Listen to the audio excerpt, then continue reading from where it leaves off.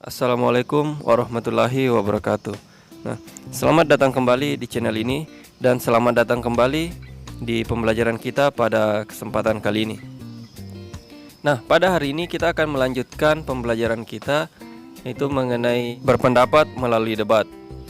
Untuk pembelajaran kali ini kita akan melanjutkan pada bagian ketiga untuk berpendapat melalui debat, yaitu menganalisis isi debat. Nah, jadi di sini kita akan membahas bagaimana cara menganalisis isi debat.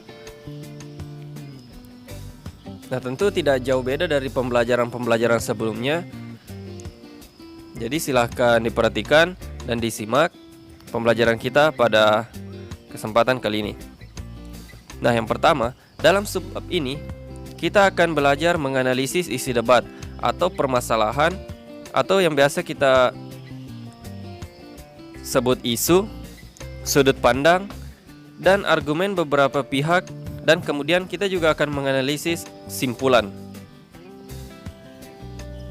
Nah, tentu dalam isi debat secara garis besar terdiri atas 3 hal.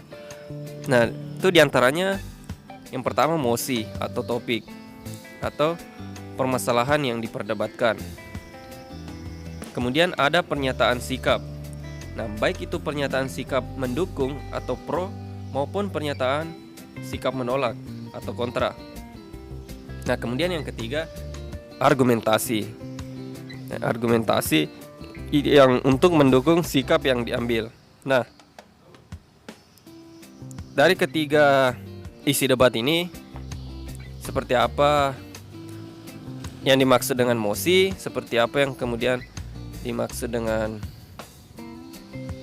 pernyataan sikap maupun argumentasi. Nah, coba kita bahas satu-satu. Yang pertama, mosi. Mosi atau topik permasalahan yang diperdebatkan. Nah, mosi di sini biasanya berupa berita panas yang tengah banyak dibicarakan oleh umum. Nah, mosi bisa juga berupa isu-isu global yang mempengaruhi kehidupan banyak orang.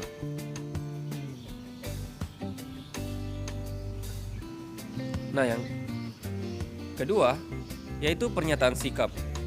Baik itu pernyataan sikap mendukung yang biasa kita sebut afirmasi atau pro, maupun sikap menolak yang biasa kita sebut oposisi atau kontra.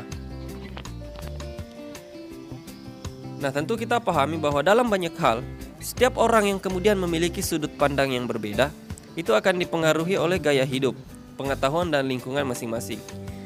Umumnya masing-masing pihak berusaha agar pihak yang berseberangan itu bisa memahami pandangan dan pilihan sikap mereka. Nah, jadi seperti itulah yang kemudian dimaksud dengan pernyataan sikap. Nah, tentu dalam berdebat ada 2, yaitu orang yang memiliki pernyataan sikap menolak, kemudian ada pula pernyataan sikap yang pro. Nah, tentu di sini mereka saling memperdebatkan atau mempertahankan argumennya masing-masing. Nah, kemudian yang ketiga, dalam debat itu juga isinya ada yang namanya argumentasi. Nah, argumentasi di sini untuk mendukung sikap yang diambil. Nah, jadi orang yang tadi memiliki pernyataan sikap pro maupun kontra itu akan memiliki argumen masing-masing. Nah, argumen ini yang kemudian digunakan untuk mengemukakan alasan, ditambah dengan berbagai informasi, data, dan bukti atas sikap yang diambil. Nah, adanya argumentasi ini memungkinkan pihak yang berbeda dapat setidaknya memaklumi sikap seseorang dan tidak saling mengganggu. Nah, jadi di sini ketika berargumentasi, baik yang pro maupun kontra itu akan diberikan waktu atau kesempatan untuk saling memberikan argumen.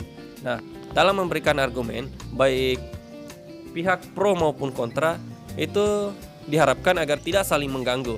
Artinya harus saling memahami atau pengertian bergantian dalam memberikan argumen. Nah, bila memungkinkan antara pihak yang berdebat pada akhirnya bisa mengambil sikap yang sama. Jadi keduanya harus bisa saling memaklumi. ketika yang pro memberikan argumen, maka pihak kontra akan tenang mendengarkan, memberikan kesempatan kepada pihak yang berargumen tadi. Nah, begitupun sebaliknya. Intinya saling bergantian memberikan argumen. Nah, dalam materi ketiga ini, pembahasan kita yang ketiga ini dalam pembahasan berdiskusi dalam debat, itu yang pertama kita juga akan membahas menganalisis pendapat tim afirmasi, tim oposisi, dan tim netral dalam debat. Nah, meskipun tujuan debat itu sebenarnya tidak untuk mencapai kesepakatan atau persamaan pendapat dalam menyikapi mosi, tetapi masing-masing pihak harus mampu mempertahankan pendapatnya dengan argumen yang lebih kuat. Nah, bila kemudian argumen yang disampaikan satu pihak lebih kuat dan lebih meyakinkan, itu bukan tidak memungkinkan pada akhir debat pihak lain akan mengubah pendapatnya tentang mosi. Nah, jadi walaupun di sini tujuan debat bukan untuk mencapai kesepakatan, tapi setidaknya baik pihak pro maupun kontra itu harus berusaha untuk memberikan argumen terbaiknya terhadap mosi yang dipilih. Walaupun tujuan utamanya bukan untuk mencapai sebuah kesepakatan. Nah, sebelum menganalisis kekuatan dan kelemahan pendapat pihak-pihak yang berdebat, hal yang harus dilakukan terlebih dahulu adalah mengidentifikasi pendapat dan argumen yang disampaikan oleh masing-masing pihak. Nah, jadi untuk contohnya, kita bisa perhatikan contoh pendapat dari masing-masing tim debat berikut ini. Nah, di sini ini adalah contoh sebuah argumen dari tim afirmasi atau tim pro dalam berdebat. Nah, kita bisa lihat di sini contoh argumennya. Saya percaya bahwa menggunakan ponsel sangatlah berbahaya karena ponsel dapat menyebabkan beberapa masalah dan ancaman bagi kehidupan manusia. Ancaman tersebut adalah ponsel berbahaya bagi keselamatan pengguna dan kehidupan sosial dan keluarga. Nah, ini contoh argumen kuat yang diberikan oleh tim afirmasi atau pro. Nah, kemudian kita bisa perhatikan pula contoh argumen dari tim oposisi atau kontra. Nah, kurang lebih seperti ini contoh argumennya. Saya tidak setuju bahwa penggunaan ponsel sangat berbahaya. Namun sebaliknya, ponsel sangatlah bermanfaat bagi kehidupan manusia. Menurut saya, pengguna ponsel yang tidak bertanggung jawablah yang menyebabkan ponsel dapat membahayakan kehidupan mereka sendiri dan orang lain. Nah, jadi ketika kita melihat dua argumen ini, tentu sudah bisa dilihat bahwa kedua argumen ini itu saling mendukung argumennya masing-masing. Nah, kemudian dalam debat pula ada yang namanya tim netral. Nah, tim netral ini juga bisa memberikan argumen. Nah, kita bisa simak contoh argumen yang diberikan oleh tim netral. Nah, kurang lebih contoh argumennya seperti ini. Menurut saya, ponsel sangatlah berguna bila dipergunakan secara baik. Namun, di sisi lain, ponsel juga sangatlah berbahaya. Misalnya, bila dipergunakan secara terus-menerus atau dipergunakan untuk hal-hal yang negatif. Nah, jadi dalam debat ada kemudian yang dinamakan tim netral. Tim netral ini bisa pula memberikan argumen. Nah, seperti inilah argumennya, di mana argumen yang diberikan oleh tim netral itu tidak mendukung tim pro, tidak mendukung juga tim kontra secara 100%. Dia selalu berada dalam posisi netral. Nah, begitu. Nah, kemudian yang kedua yang akan kita bahas pula pada pembahasan ini, yaitu mengidentifikasi ragam bahasa dalam debat. Nah, debat yang dipelajari dalam pembelajaran ini adalah debat ilmiah, bukan debat kusir seperti yang biasa kita temui dalam kehidupan sehari-hari. Dalam debat kusir, hal itu bertujuan untuk mengalahkan pendapat pihak lain dan seringkali dilakukan tanpa memedulikan kesahihan argumen yang disampaikan. Nah, sebagai sebuah kegiatan ilmiah, debat dilakukan dengan menggunakan ragam bahasa baku sekaligus ilmiah. Pemilihan ragam bahasa ini dilakukan untuk menghindari salah tafsir, baik dalam penggunaan ragam bahasa tulis maupun lisan. Kelengkapan, kecermatan, dan kejelasan pengungkapan ide haruslah diperhatikan. Nah, kita bisa simak ciri-ciri ragam bahasa ilmiah dalam berdebat. Nah, jadi kurang lebih ciri-cirinya seperti ini. Yang pertama, kaidah bahasa Indonesia yang digunakan harus benar sesuai dengan kaidah bahasa Indonesia baku, baik kaidah tata ejaan maupun tata bahasa.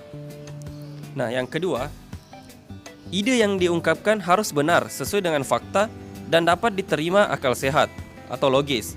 Harus tepat dan hanya mengandung satu makna, padat, langsung menuju sasaran, runtun dan sistematis.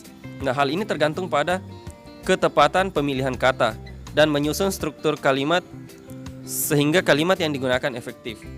Nah, kemudian ciri yang ketiga, kata yang dipilih untuk memiliki makna sebenarnya. Jadi kata yang digunakan harus kata yang mengandung makna sebenarnya atau denotatif.